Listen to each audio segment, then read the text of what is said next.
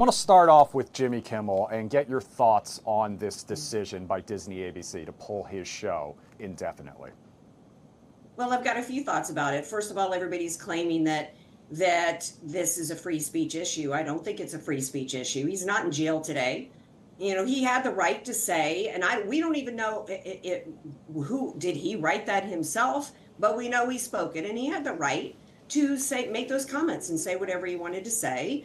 And those that employ him or produce the show or that are the affiliates, Sinclair being the largest affiliate of ABC, they had the right to say, you know what, we don't want you on our airwaves anymore. It was entirely inappropriate. And particularly since what he did was such a blatant lie, it was such propaganda to come out after the police and the press conference that we had of the charging documents that showed unequivocally that this man, the assassin, was not MAGA.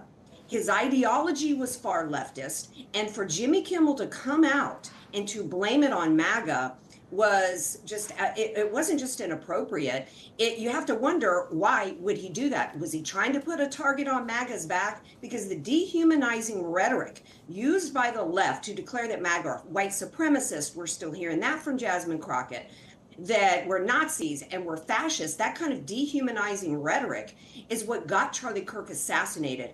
And what Jimmy Kimmel was trying to do unsuccessfully was trying to continue to proffer the false narrative that violence goes both ways in this country, and it doesn't. Why not leave it up to the viewers, though? Why are the stations stepping in and demanding that his show be removed? If people don't want to watch him, they don't have to watch him. Why actually pull him from the airwaves?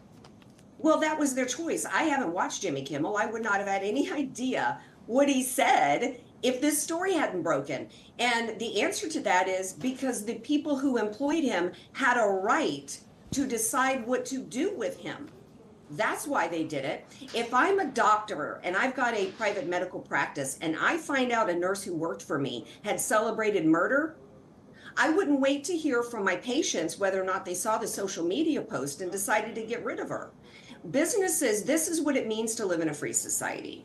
You have the right to say whatever you want to say, and your employers have the right to decide whether or not to hire you or keep you employed. I think the left's idea of freedom is that they get to say, do, and behave however they want, and everybody else is supposed to put up with it. Thereby, their definition of freedom is subjugation. What about the accusations that this has something to do with an FCC merger between Nexstar and Tegna that they need FCC approval for, and then right before this decision was made, the FCC chairman speaks out about it?